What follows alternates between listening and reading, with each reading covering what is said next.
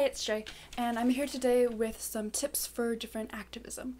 I'm going to share with you more than 30 different types of activism that you can participate in beyond just voting. I don't know if I necessarily consider voting activism because it's something that you should do in order to exercise your right as a citizen no matter where you are if you have the ability to vote.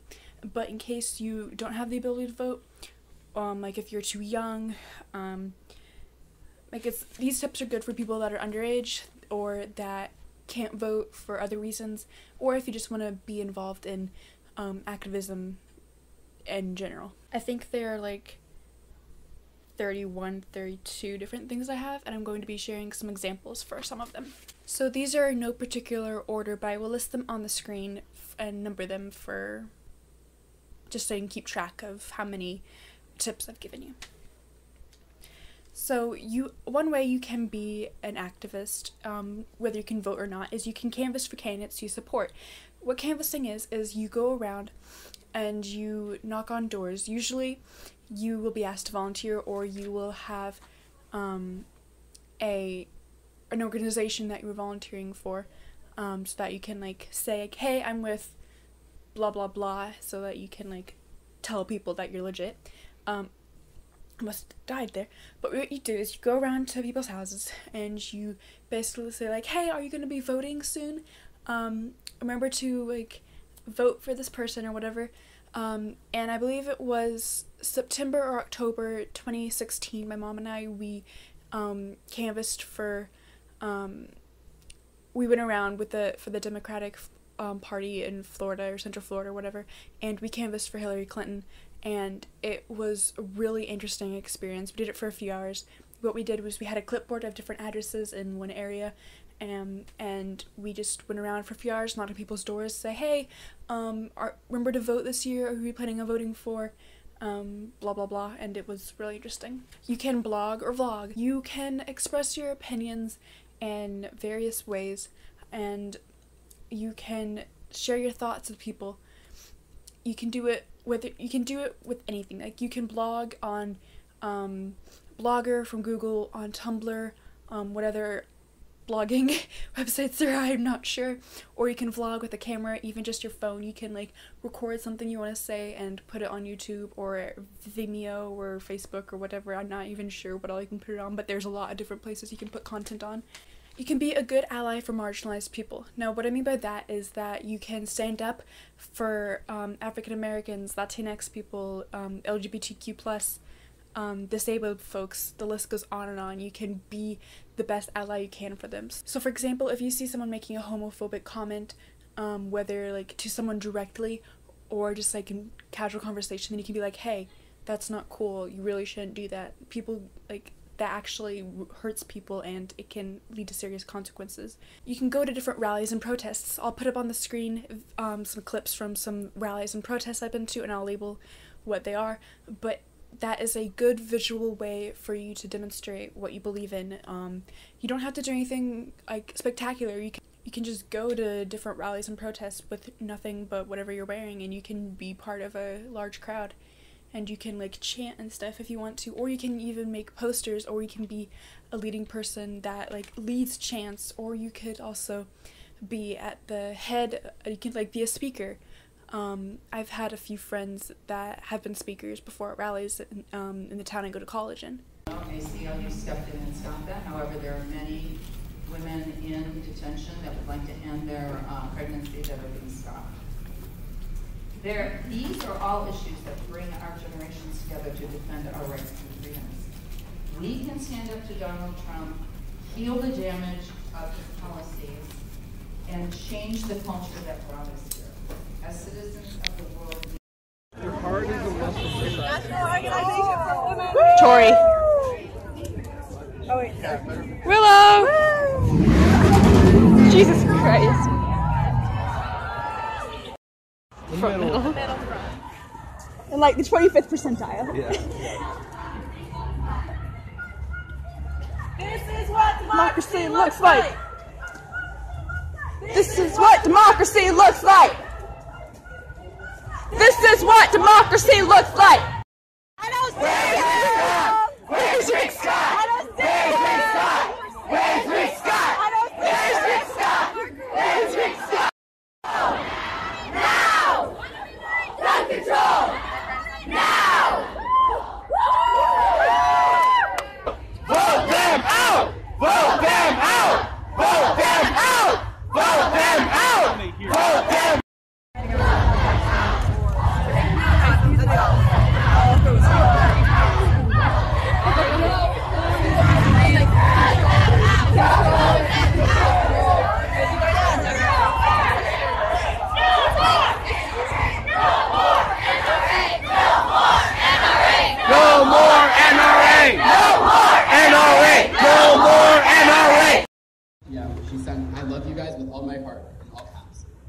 later, 3 blue hearts.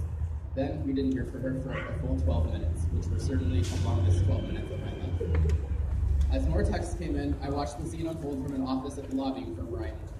Frantically, I was texting high school friends in WhatsApp, in a WhatsApp group chat, while wildly checking Twitter for updates on what the Coral Springs Police Department at first called only an active scene. The whole time, I was shaking with fear, but now I am shaking only with rage. You can go to town hall meetings. You don't have to be of age to do this. Like, you don't have to be 18 to do this, but you can go to different town halls with of any level. Like, if it's just like your local city, or if it's like state or city or like district town halls, whatever, and there's different lawmakers visiting, you can let them know, like, hey, I'm gonna be able to vote this next November, so watch out if you don't like do this, this, and this, then I'm not going to be voting for you. And you can let yourself be heard. You can share your opinions there, and adults will respect you, or they might not respect what you're saying, but they'll respect your willingness to participate. You can engage in political talk with people. You can just have casual conversations with your friends, family, classmates, whatever, and just like discuss like different opinions and like what's been going on in the world. And you can, like, a lot of these will intersect. You can give rides to people that need one. Like, when was this? I think it was in January or something, or February.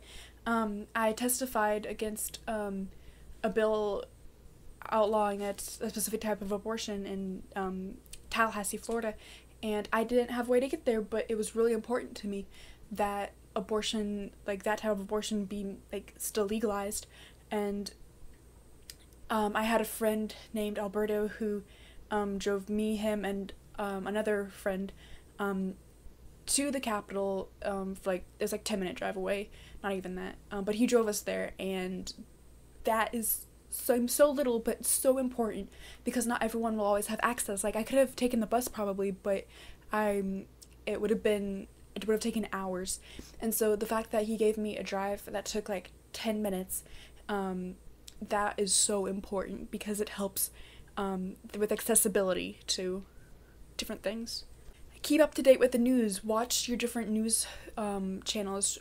Read trusted website articles. Get like apps for NBC, whatever, on your phone, and get notifications for breaking news and stuff. That's what I do. Like, I'm not able to watch what's happening in the world on TV every day, and so I just have like the notification on my phone, and whenever something big happens, then I'll know about it. This one seems very insignificant, but it is important. That is moral support. Be someone else's moral support, whether or not, like, you may not be able to participate in activism for different reasons, like responsibilities. You have a job, you have kids to take care of, you're experiencing activism or activist fatigue, you're physically not able to, or whatever, then, and someone else you know is being an activist and like can do that, then be their moral support. Cheer them on, be encouraging. Ask marginalized groups how you can help them. Some marginalized groups, for whether it's like groups in general or for various events, or specific people, they will be like, yeah, help me, come with this, be a number in this protest, whatever. Or they'll be like, just get the word out there, let us do everything, but just spread the word, please. Like, don't be offended by that if they do that. Like, I get that. Like, I am a white woman, and I can't always, I can't speak for Black women or Latinx women or Asian women or Pacific Islander or whatever. Only they can. And so if one would be like, hey, let me do this, like, I appreciate your support, but we need to do this for ourselves, and I have to be okay with that. Hold people accountable. Call out their bullshit. Whether this can be on any scale, whether it's a family member, a friend, classmate, teacher, boss, whatever, if they say something that's incorrect or that is against a specific community of people, call them out. Say, hey, that's not cool. That's really offensive and inappropriate what you just said right there. My best friend JV did this, and I'm going to read a couple examples in a moment, but what he did was, there was some musical artists that he admires that were partnering with other artists that had made homophobic comments, and he is gay, and that really upset him. And so what he did was he wrote letters to 3 different groups or individual artists, and he posted them on Twitter, and I'm going to read one of them right now. He wrote one to Tanashi, who I'm not familiar with, and Bebe, who I'm not familiar with, but he did write one to Iggy Azalea. I believe it's Iggy Azalea, and since I'm familiar with at least the name, and to like I can have a picture to her face, I'm going to read the one he wrote about her, or to her. Dear Iggy, I still remember the first time I heard you rap. It was March of 2014, and I could see the end of my last year of junior high school. Stumbling upon the video for Change Your Life one afternoon, I clicked on the thumbnail. From the very first verse, I knew I had found something special. The beat, the bars, the production, I had never heard anything like it. I was stunned. I wanted to know more. So over the next couple of weeks, I dove deep into your discography. Your songs, mixtapes, EPs, music videos, and I was hooked. I had never heard anything like your music before. It was just so creative and intriguing, and I loved it. Of course, from then on, I followed your every release. I remember counting down the days until the new classic was released. I wrote up some of the lyrics from Black Widow and submitted a picture of I wrote up some of the lyrics from Black Widow and submitted a picture for the song's lyric video contest. I spent Halloween blasting Beg For It and anxiously awaited the release of Reclassified. And more recently, I loved Switch so much that according to my 2017 Spotify Wrapped It Up, was my most played song of the year. It was my second most played song of the year. I've cheered, defended, and supported your every release for the last 4 years, which made it that much harder when you announced the release of Savior. I've been put in a tough spot by your actions before. When your old tweets surfaced a few years ago, revealing past racist and homophobic statements you made, I had to take a step back and reevaluate my support. I eventually decided to accept your apology, however, because I wanted to believe that you were an ignorant kid when you made those statements, and that you had grown into a mature adult since then who could see the error in her ways. I wanted to believe that people can make mistakes and can grow to look back on their old actions and remorse. That, I just subconsciously wanted to rationalize away your words so I can continue listening to your music. I passed your previous actions off on your youth, but I can't do that with your featuring of Quavo on Savior. See, the thing about Quavo is there's no question he's homophobic. It's blatantly obvious. As I'm sure you're aware, during Rolling Stone's 2017 interview with Migos, Quavo had a few choice words to say about I love Mackinons. Quavo had a few choice words to say about I love Mackinons coming out as gay. When the interviewer mentioned the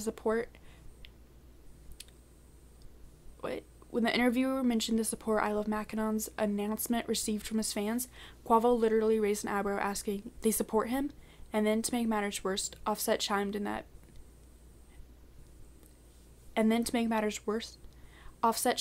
it was because the world is fucked up. In your 2014 interview with Advocate, you said that your battle to gain respect in the music industry was especially difficult because, as you put it, there were times when I felt people didn't want to support my songs just because of where I'm from or what they think I represent, because they feared me changing rap music. I don't have to point out the parallels between the struggle you described and the struggle that LGBTQ+ people face every day in every society. So Iggy, if you know the pain of being constantly judged not on your talent, but your characteristics, then why on earth would you work with a rapper who advocates for exactly that same treatment of gay people? I don't care about the lazy apology Migos issued because of the backlash. I don't care about Quavo's lame argument that having a song with Frank Ocean automatically clears him of all resemblance. I don't care about Quavo's lame argument that having a song with Frank Ocean automatically clears him of all semblance of homophobia. Bottom line, 3 adult men made the statement that a human being should not be accepted in society or able to pursue a career if they are gay, and by working with Quavo, you condone such sentiments. I blamed your past transgressions on your youth, but you can't hide behind the naivety of adolescence this time. For as a fully grown adult woman, you have willingly chosen to work with Quavo, despite being fully aware of what he has said. By doing so, you not only condone his homophobia, but make yourself complicit in that as well, and that is unacceptable. Congratulations, Iggy. You've lost a very devoted fan. And he signed his name. I love these letters that my best friend JV did because I think he is very brave, and I'm so proud of him for writing a letter directly to his artists that he used to admire and calling them out on the shit they've done working with homophobic artists. And I think the letters were very well written. He used all 3 practices of persuasion. he cited specific quotes from the artists, and he cited different events that the artists themselves have done. He said, like, hey, I used to love you, but now you've lost a devoted fan. Like, that hits an artist. And he was logical about it, and I think it was very well written, and you can do that to any artists or any representatives or whoever, whatever role models you look up to that have done something you don't agree with. You can write them letters like that. You can volunteer in your community. You can go to the soup kitchen for a day. You can, if the school allows it, help teachers with different things, or you could go and help set up at different protests and stuff. There's so many ways you can volunteer, and I personally love volunteering. You can become a teacher. Like, this requires education and like certifications and stuff, but you can become a teacher, and just by being a teacher you can teach kids and people, like adults, different values and things, and you can care for others. You can be a good friend. You could be a caring classmate, whatever, because resistance has a heart. You can help with fundraising, whether it's for an official campaign for a representative that you believe in, whether it's sending a few bucks to different organizations such as March for Our Lives or the Human Rights Campaign, etc. Then you can, if you can spare a few dollars, then they'll use it. Or you can like go door to door and be like, hey, I'm raising money for this cause. If you could spare like 25 cents, that'd be great. Don't be afraid to have tough conversations. Like, in the current political climate, there are a lot of tough conversations. Like, there will be tough conversations to have in any time and any part of history, but I feel like now that the political climate is especially charged the way it is, then it's going to be hard. And like, it doesn't even have to do with politics. Like one of the hardest conversations I've ever had personally was when I told certain people in my life about my depression, and how that has affected me for years. And I will be filming and uploading a video about that in the future. I'm not sure when yet, but for me that was a particularly hard conversation to have. Don't prioritize online petitions. While lawmakers do see them, if it's a petition, they'll usually only count it as like one document.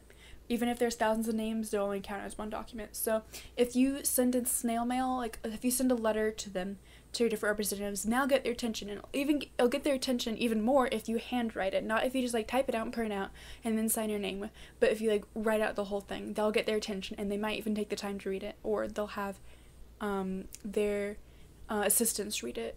Share knowledge with people. If you know more about a topic than other people, then share your experiences, share your knowledge with them, have discussions, go to different groups and talk about it. Like I had in my school's chapter of the National Organization for Women, we've had different speakers come in a few times. One talked about sex, one talked about women running for office, and they were very enlightening. Join community groups. They could be groups of any kind. They could be in your college. You could join Black Student Union group, Asian American group, the Pride Student Union, or different political party groups. You could do that in like any level. You could do that on your school, and your state, and your county, wherever. There's so many groups. Just like search like groups for whatever you're interested in and wherever you live, and things will pop up. Call your representatives. They won't always answer, or like they rarely answer, but their assistants will answer, and they will write down a message, I believe, and the assistants will let the representatives know that they had a call from whoever. When you do that, you need to mention your state, your name, your address, and your phone number. You need to let them know that you are in their district, that you are a real person, and they need to like give them the address, so if they don't believe you, they can search it up, and phone number so they can call you back. So do a follow-up. Call them back a few weeks later if you haven't heard anything from them, or their assistant, or they haven't tweeted or like emailed you or anything. Then be like, hey, still waiting for that conversation you said we'd have, or whatever, because that'll reinforce the idea that you are serious in what you're saying. you need to make the representatives afraid of consequence.